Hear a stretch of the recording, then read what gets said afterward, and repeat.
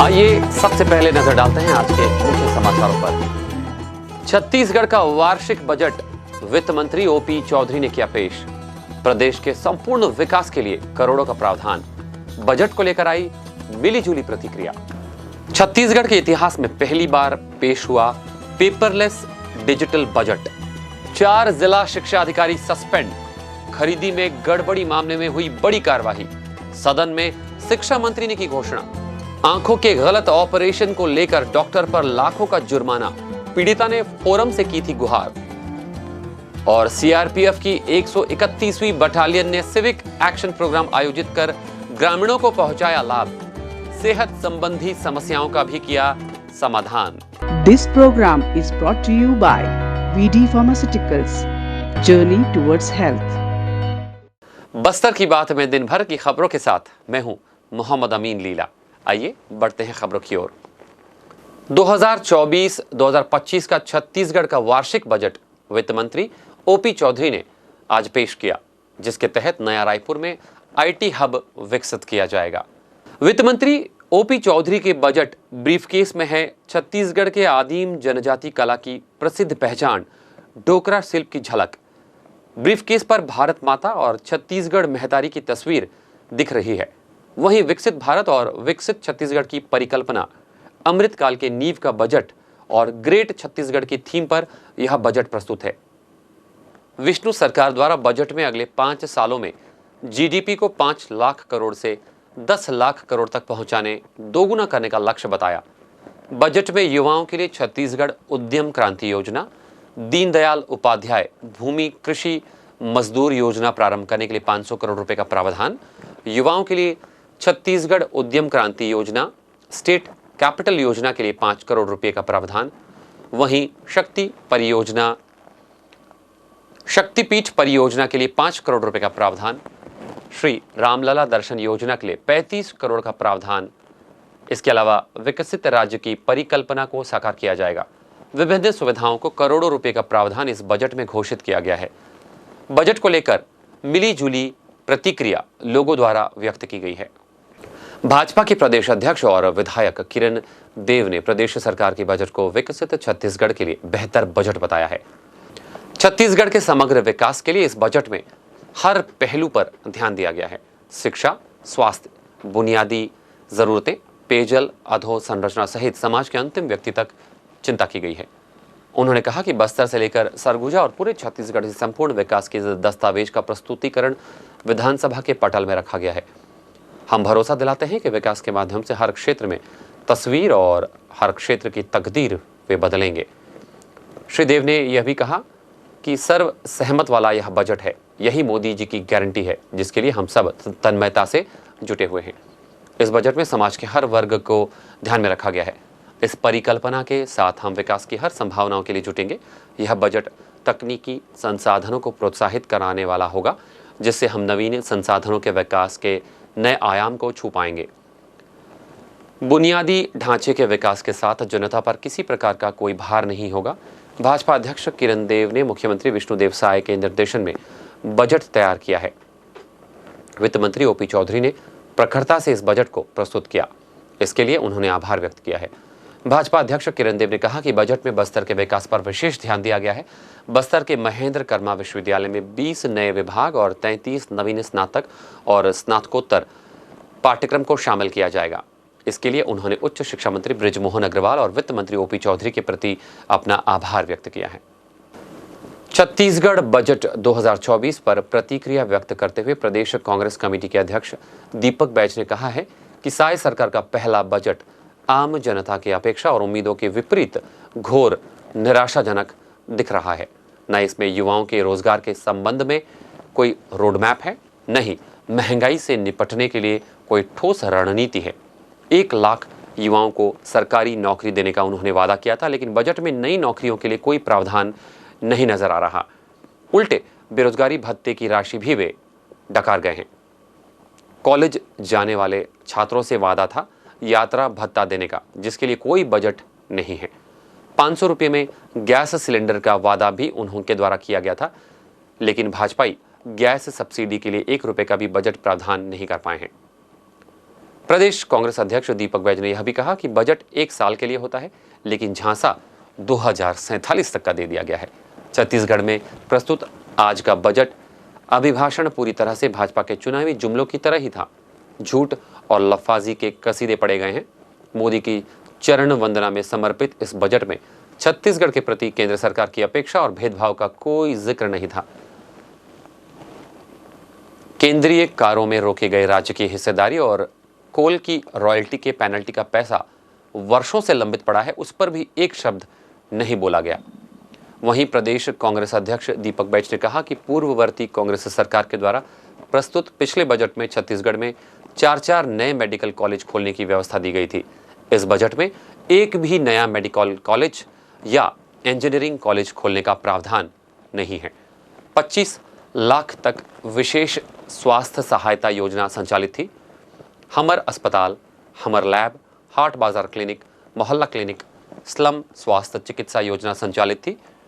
पिछले बजट में 19,488 करोड़ का प्रावधान शिक्षा के लिए रखा गया था, जो कुल बजट का 19.4% था। इस बजट में यह राशि घटाकर 15.95% कर दी गई है, जो लक्ष्य या जीडीपी दुगना करने का बताया जा रहा है। पूर्ववर्ती कांग्रेस की सरकार ने इसे करके दिखाया था। राज्य की जीडीपी 2017-18 में मात्र 2,70,000 करोड़ रुपए की थी, जो बढ़कर पूर्ववर्ती कांग्रेस के शासनकाल में ही 5,09,000 करोड़ तक हो गई। कांग्रेस के 5 साल में राज्य का जीडीपी दुगुना हो गया था। विगत 3 वर्षों से प्रदेश सरकार ने कोई नया कर्ज नहीं लिया था। भाजपा की सरकार के आते ही पिछले 2 महीने में 4 बार नए कर्ज ले लिए गए हैं। 5,000 करोड़ से अधिक का अब नया कर्ज विष्णुदेव साय सरकार ले चुकी है। वहीं 2022-23 में राजस्व आधिक्य 2,661 करोड़, 2023-24 में 3,500 करोड़। इस बार राजस्व आधिक्य घटकर मात्र 1,060 करोड़। कुल मिलाकर विष्णुदेव साय सरकार के पहले बजट ने छत्तीसगढ़ की जनता को निराश किया है। छत्तीसगढ़ के विधानसभा बजट सत्र में आज शुक्रवार को स्कूल शिक्षा विभाग में गड़बड़ी का मुद्दा सदन में गूंजा। मंत्री बृजमोहन अग्रवाल ने स्कूल में खरीदी में गड़बड़ी के मामले में 4 जिला शिक्षा अधिकारी को निलंबित करने की घोषणा की है। अनियमित खरीदी के आरोप में 4 डीईओ को सरकार ने निलंबित करने का आदेश दे दिया है। स्कूल शिक्षा मंत्री ने सूरजपुर, मुंगेली, बस्तर और बीजापुर जिले के शिक्षा अधिकारियों को निलंबित करने की घोषणा कर दी है। शिक्षा मंत्री बृजमोहन अग्रवाल ने विधानसभा में यह घोषणा की। वहीं श्री कौशिक ने कहा कि सभी नियमों को ताक में रखकर खरीदी की गई थी। कोविड काल तो सिर्फ एक बहाना था, इसीलिए उनका कहना है कि इसकी जांच होनी चाहिए। जवाब में शिक्षा मंत्री श्री अग्रवाल ने कहा कि इसकी जांच हो चुकी है। जांच में पाया गया है कि नियमों का पालन नहीं किया गया था। इसी वजह से एक अधिकारी को सस्पेंड भी किया गया। बचे हुए 4 जिलों के जिला शिक्षा अधिकारी को भी आज निलंबित करने की घोषणा कर दी गई। हम आपको बता दें कि भाजपा विधायक धर्मलाल कौशिक ने शिक्षा विभाग द्वारा बिना टेंडर के सीधे क्रय किए जाने का मामला प्रश्नकाल में उठाया था। इस मामले में शिक्षा मंत्री बृजमोहन अग्रवाल ने 4 जिला शिक्षा अधिकारी को निलंबित कर दिया। स्कूल शिक्षा मंत्री बृजमोहन अग्रवाल ने विभाग द्वारा बिना टेंडर के करीब 36 करोड़ की खरीदी के कारण सूरजपुर के तत्कालीन डीईओ विनोद राय, मुंगेली के तत्कालीन डीईओ पीएस अल्मा, बस्तर के तत्कालीन डीईओ प्रमोद ठाकुर और तत्कालीन बीजापुर डीईओ राजेश मिश्रा को निलंबित कर दिया है। सेवा के नाम पर मरीजों से लूट के कई मामले इन दिनों सामने आते हैं। ऐसे ही एक मामले को लेकर जिला उपभोक्ता विवाद फोरम बस्तर ने जगदलपुर कुम्हारपारा निवासी पक्षकार रजनी जैन के पक्ष में फैसला देते हुए एमपीएम हॉस्पिटल और नेत्र सर्जन डॉक्टर सरिता थॉमस पर 5-5 लाख रुपए का जुर्माना पीड़िता को देने का आदेश दे दिया है। पीड़िता का कहना है कि 6 साल पहले जब उसकी आंख में मोतियाबिंद की शिकायत बताते हुए डॉक्टर थॉमस ने ऑपरेशन किया था, उसके बाद उन्हें दिखना ही बंद हो गया। वहीं विशाखापट्टनम के कुछ सीनियर डॉक्टर्स ने बताया कि गलत ऑपरेशन हो जाने की वजह से उनकी आंख की रोशनी हमेशा के लिए चली गई। पीड़िता ने न्याय पाने के लिए फिर फोरम का दरवाजा खटखटाया। फोरम ने डॉक्टर सरिता थॉमस और एमपीएम हॉस्पिटल पर 4-4 लाख रुपए का जुर्माना करते ही साथ ही 1-1 लाख रुपए का अर्थदंड किया है। इसके अलावा 25,000 रुपये मानसिक प्रताड़ना के एवज में पीड़िता को दिए जाने का आदेश पारित किया है। देर से ही सही पर इस फैसले से पीड़ित परिवार बेहद खुश है कि उन्हें आखिरकार न्याय मिला। बस्तर में शिक्षा के साथ साथ स्वास्थ्य के क्षेत्र में भी निजी अस्पतालों का बोलबाला है। गलत इलाज करने के बाद पीड़ितों को डराने धमकाने से भी वे परहेज नहीं करते हैं। इस मामले में भी पीड़िता के पति नरेश जैन को एमपीएम हॉस्पिटल प्रबंधन ने धमकाने की काफ़ी कोशिश की थी, लेकिन उन्होंने झुकने की बजाय न्यायालय का रास्ता अपनाने का निर्णय लिया। इस बारे में पीड़िता ने क्या कहा, आइए सुनते हैं। जी, मेरा नाम रजनी जैन है और मेरे हस्बैंड का नाम नरेश जैन है। हम लोग कुम्हारपारा में रहते हैं। ये है 2017 का घटना। मैं गई थी, मेरा आँख थोड़ा सा धुंधला दिख रहा था, तो मैं सबसे पहले तो सरिता थॉमस के उसमें क्लिनिक में गई। उनका कहना था मेरे आँख में थोड़ी सी प्रॉब्लम है मोतियाबिंद का, तो ऑपरेशन में मैं ठीक हो जाऊंगी। जब मैं ऑपरेशन करवाने के लिए एमपीएम हॉस्पिटल में गई थी, उसके बाद मेरे को दूसरे दिन से ही दूसरे दिन पट्टी खुलवाने के लिए उन्होंने बुलाए थे मेरे को। जब पट्टी खोले तो मेरे को दिखना पूरा बंद हो गया। उसके बाद उनका कहना था कि एयर आ गया है और दिख जाएगा कुछ दिन में। कुछ ड्रॉप्स लिख के दिए। उसके बाद हम लोग फिर गए। 7 दिन 8 दिन कंटिन्यू जाने के बाद 7वां दिन या 8वां दिन में मैडम का कहना था कि अब आपका आँख हमेशा के लिए खराब हो गया है। फिर आप कहाँ गए थे इलाज कराने? फिर इलाज के लिए हम लोग गए वहाँ विशाखापट्टनम जाने के बाद वहाँ के हॉस्पिटल वाले का कहना था कि आप आने में लेट कर दिए, अगर जल्दी आते तो शायद हम लोग कुछ कर पाते। आपको क्या कहना है, क्या चाहते हैं? मैं चाहती कुछ नहीं हूँ सर। मैं बहुत इतना मैं परेशान हो गई थी। मेरे बच्चे लोग उस टाइम छोटे छोटे थे और मैं बहुत उम्मीद करके, मैं नहीं कोई भी पेशेंट हो, बहुत उम्मीद करके हॉस्पिटल जाते हैं। और हॉस्पिटल वाले को भी ये कहना है, सारे डॉक्टर को भी कहना है, जो मेरे साथ हुआ है वो किसी और के साथ ऐसे ना करे, क्योंकि जो मेरे साथ गुजरा है, मेरे बच्चे ये आज 10 साल का है, 6 साल पहले जो ये था मात्र 4 साल का था, जिसको मैं देखने के लिए तरस गई। मैं बच्चे लोगों के साथ किस कंडीशन में मैं गुजरी हूँ सिर्फ मैं जानती हूँ। मेरे तकलीफ को और मेरे बच्चे समझ सकते हैं। आप उपभोक्ता फार्म केस की क्या है? जी, उपभोक्ता फार्म वाले मेरे पक्ष में न्याय दिए हैं और मैडम जो है वो न्याय सही किए और मेरे लिए जो निःशुल्क लड़े, इसीलिए मैं मैडम का बहुत बहुत आभारी रहूंगी हमेशा के लिए, क्योंकि सच का ये लड़ाई में मेरी जीत हुई है। डिसीजन ये आया कि हॉस्पिटल वाले को और डॉक्टर को जुर्माना 4-4 लाख रुपए का और उनको 1-1 लाख का दंडित किया गया है। और क्या मैसेज देना चाहते हैं पब्लिक को? मैं यही मैसेज देना चाहती हूँ कि जगदलपुर में जगदलपुर नहीं, पूरे छत्तीसगढ़ वाले को मैं यही मैसेज देना चाहूंगी, जब भी आप डॉक्टर के पास जाए तो आप पूरा जानकारी लेके जाए और कहीं भी जाके ऐसे धोखा खा के ना आए। जो मेरे साथ हुआ है, आप लोगों के साथ कभी भी ऐसे ना हो। ये सिर्फ मेरा अकेला का लड़ाई नहीं है, पूरे छत्तीसगढ़ के लिए मैं लड़ी थी, ताकि जिसके साथ भी अन्याय हुआ है कल के दिन किसी और के साथ ना हो। सीआरपीएफ की 131वीं बटालियन द्वारा सुकमा के ग्राम टोंडा मार्का में सिविक एक्शन प्रोग्राम आयोजित किया गया, जिसमें बड़ी संख्या में गर्म, एलमापारा, दुर्गापारा, मुरियापारा, गुंड राजपाड़ और बटपाड़ के ग्रामीणों को बटालियन के कमांडेंट अरुण कुमार के नेतृत्व में ग्रामीणों को घरेलू उपयोगी वस्तुओं के अलावा खेती के लिए बीज और फलदार पौधों का वितरण किया गया। साथ ही मेडिकल कैंप लगाकर ग्रामीणों के स्वास्थ्य की भी जांच की गई।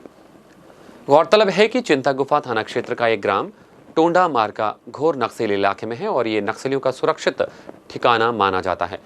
यहाँ सीआरपीएफ का कैंप खोला गया है, जिसके चलते ग्रामीण अपने आप को अब सुरक्षित मानते हैं। ग्रामीणों और सुरक्षा बलों के बीच बेहतर संबंध बनाए रखने बटालियन प्रतिबद्ध है। कमांडेंट अरुण कुमार ने बताया कि परिवार रूपी ग्रामीणों की वे हमेशा मदद और सहयोग के लिए तत्पर हैं।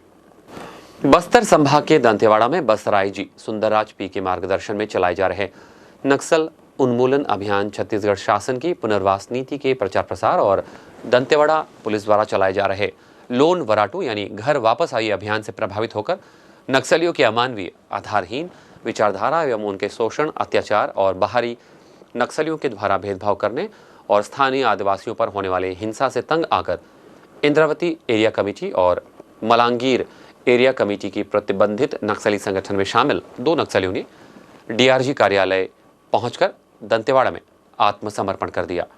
पुलिस अधीक्षक दंतेवाड़ा द्वारा आत्मसमर्पित माओवादियों को छत्तीसगढ़ शासन द्वारा पुनर्वास योजना के तहत मिलने वाले सभी प्रकार के लाभ प्रदान किए जाएंगे। वहीं लोन वराटू अभियान के तहत अब तक 170 इनामी माओवादी सहित कुल 669 माओवादियों ने आत्मसमर्पण कर समाज की मुख्य धारा से जुड़ चुके हैं। कॉलेज के युवाओं को प्रधानमंत्री वन धन योजना में इंटर्नशिप का मौका मिलेगा। प्रधानमंत्री वन धन योजना के तहत छत्तीसगढ़ राज्य के विभिन्न जिलों में स्थापित वन धन विकास केंद्रों के संचालन के लिए हर जिले में योग्य स्थानीय अभ्यर्थियों का चयन किया जाना है। अभ्यर्थियों का चयन 1 वर्षीय इंटर्नशिप के लिए होगा। युवा संग्रहण, प्रसंस्करण, विपणन, लाख, लैब एनालिस्ट, संरक्षण और संवर्धन के साथ ही आईटी के क्षेत्र में इंटर्न के रूप में इस योजना के लिए काम वे कर पाएंगे। शहीद महेंद्र कर्मा विश्वविद्यालय ने विश्वविद्यालय की सभी अध्ययनशालाओं और संबंधित महाविद्यालयों को योग्य छात्रों को इस योजना की इंटर्नशिप के लिए आयोजित साक्षात्कार में भाग लेने प्रोत्साहित करने को कहा है। इस योजना के माध्यम से छात्रों का कौशल उन्नयन भी संभव हो पाएगा। विभाग वॉक इन इंटरव्यू या कैंपस प्लेसमेंट के माध्यम से छात्रों को इंटर्नशिप के लिए चुनेगा। साक्षात्कार का आयोजन 12 और 13 फरवरी को प्रस्तावित है। अधिक जानकारी छात्र अपने महाविद्यालय से प्राप्त कर सकते हैं। भारतीय वायुसेना में अग्निवीर वायु की भर्ती के लिए आवेदन प्रक्रिया ऑनलाइन पोर्टल के माध्यम से प्रारंभ हो चुकी है और आवेदन करने की अंतिम तिथि 11 फरवरी 2024 रखी गई है। वहीं भारतीय थल सेना में अग्निवीर भर्ती के लिए ऑनलाइन आवेदन प्रक्रिया 13 फरवरी 2024 से प्रारंभ होना प्रस्तावित है। इसे मद्देनजर रखते हुए जिला प्रशासन द्वारा भारतीय सैन्य बलों में अग्निवीर के लिए जिले के पंजीकृत आवेदकों और इच्छुक आवेदकों को प्रोत्साहित कर अधिक लाभ प्रदान किए जाने कल शनिवार को सुबह 11 बजे से 1 दिवसीय कार्यशाला का आयोजन डॉक्टर श्यामा प्रसाद मुखर्जी सभागार जगदलपुर टाउन हॉल में किया गया है। कलेक्टर विजय दयाराम के द्वारा कार्यशाला में अधिक से अधिक आवेदकों और छात्रों को उपस्थित कराए जाने के निर्देश सर्व संबंधित अधिकारियों और प्राचार्यों को दिए गए हैं। मुख्यमंत्री शाला सुरक्षा कार्यक्रम के अंतर्गत संभाग स्तर पर शिक्षक शिक्षिकाओं का 1 दिवसीय उन्मुखीकरण कार्यक्रम का आयोजन Bastar academy of dance art and literature यानी बादल में आसना में गुरुवार को किया गया, जिसमें बस्तर संभाग के प्रत्येक विकास खंड के शिक्षक शिक्षिकाओं द्वारा भाग लिया गया। मुख्यमंत्री शाला सुरक्षा कार्यक्रम के अंतर्गत बच्चों में बाल अधिकार, मानसिक स्वास्थ्य, आगजनी के खतरे संबंधी जानकारी, शाला आपदा प्रबंधन, जंगली जानवरों से सुरक्षित दूरी कैसे रखें, बाल यौन शोषण, विशेष इलाज वाली परिस्थिति, पर्यावरण प्रदूषण नियंत्रण एवं उपाय, प्राथमिक चिकित्सा की उपयोगी बातें और प्राथमिक चिकित्सा, पेयजल की अशुद्धता से होने वाले खतरे एवं उसके उपाय। राज्य प्रशिक्षक डॉक्टर श्रवण और यूनिसेफ के मुख्यमंत्री शाला सुरक्षा कार्यक्रम के राज्य समन्वयक राहुल विश्वकर्मा द्वारा यह प्रशिक्षण प्रदान किया गया। बेहतर स्वास्थ्य सुविधा उपलब्ध कराए जाने के लिए जिला अस्पताल में जिला खनिज न्यास निधि मद से रेडियोलॉजिस्ट चिकित्सक पदस्थ किया गया, जिसके चलते फिर से सोनोग्राफी की सुविधा शुरू हो चुकी है। सोनोग्राफी सेवा प्रारंभ होने से पेट संबंधी बीमारियों से पीड़ित मरीजों को जिला अस्पताल से गर्भवती महिलाओं और में ही बेहतर स्वास्थ्य सुविधा उपलब्ध हो सकेगी। सिविल सर्जन सह मुख्य अस्पताल अधीक्षक डॉक्टर संजय प्रसाद ने बताया कि जिला अस्पताल में सोनोलॉजिस्ट का पद काफ़ी समय से रिक्त चल रहा था। जिला अस्पताल में यह पद काफ़ी समय से रिक्त चल रहा था। ऐसे में मरीजों की संख्या और खासकर महिला मरीजों की समस्या को देखते हुए जिला प्रशासन के द्वारा जिला खनिज न्यास निधि से रेडियोलॉजिस्ट चिकित्सक को पदस्थ कर दिया गया है। अस्पताल में अधिक मरीज भार को देखते हुए नियमित सोनोग्राफी अब होगी। काफ़ी संख्या में गर्भवती महिलाएं जांच उपचार हेतु आती है। ऐसे में अब फिर से जिला अस्पताल में सामान्य व्यवस्था को सुचारू रखते हुए FRU के अंतर्गत चिकित्सक नियुक्त किया गया है। शुक्रवार को 21 गर्भवती महिलाओं की सोनोग्राफी हुई। जिला अस्पताल में सोनोग्राफी की विधा पूर्णतः निःशुल्क उपलब्ध है। प्रदेश प्रवक्ता और पार्षद संजय पांडे ने कहा कि प्रगति, उन्नति और नई गति का यह अमृत बजट है। यह अमृत बजट भाजपा सरकार द्वारा लाया गया एक दूरदर्शी बजट है। इसमें माताओं बहनों के लिए आंगनबाड़ी, साथ ही पूरक पोषण, 10 नई अम्ब्रेला योजना, प्रधानमंत्री मातृ वंदना योजना, मुख्यमंत्री कन्यादान योजना, बेटी बचाओ बेटी पढ़ाओ, नूनी सुरक्षा योजना जैसे विभिन्न प्रयास हमारे किसान भाइयों और प्रदेश की मातृ शक्ति के लिए किए जा रहे हैं। छत्तीसगढ़ बजट 2024 पर अपनी प्रतिक्रिया व्यक्त करते हुए जिला कांग्रेस कमेटी के अध्यक्ष सुशील मौर्य ने कहा कि साई सरकार का पहला बजट आम जनता को लॉलीपॉप देने जैसा बजट निकला। अपेक्षा और उम्मीदों के विपरीत घोर निराशाजनक रहा। इस बजट में युवाओं के रोजगार की दिशा में कोई भी दूरदर्शिता नहीं दिख रही है, ना ही महंगाई से निपटने कोई ठोस रणनीति है। आइए चलते चलते एक बार फिर से नजर डाल लेते हैं आज की हेडलाइंस पर। आइए सबसे पहले नजर डालते हैं आज के मुख्य समाचारों पर। छत्तीसगढ़ का वार्षिक बजट वित्त मंत्री ओपी चौधरी ने किया पेश। प्रदेश के संपूर्ण विकास के लिए करोड़ों का प्रावधान। बजट को लेकर आई मिलीजुली प्रतिक्रिया। छत्तीसगढ़ के इतिहास में पहली बार पेश हुआ पेपरलेस डिजिटल बजट। 4 जिला शिक्षा अधिकारी सस्पेंड। खरीदी में गड़बड़ी मामले में हुई बड़ी कार्रवाई। सदन में शिक्षा मंत्री ने की घोषणा। आंखों के गलत ऑपरेशन को लेकर डॉक्टर पर लाखों का जुर्माना। पीड़िता ने फोरम से की थी गुहार। और सीआरपीएफ की 131वीं बटालियन ने सिविक एक्शन प्रोग्राम आयोजित कर ग्रामीणों को पहुंचाया लाभ। सेहत संबंधी समस्याओं का भी किया समाधान। बस्तर की बात में आज बस इतना ही। कल आपसे फिर होगी मुलाकात कुछ और ताजा तरीन खबरों के साथ। तब तक के लिए हमें दीजिए इजाजत। नमस्कार। This program was brought to you by VD Pharmaceuticals. Journey towards health.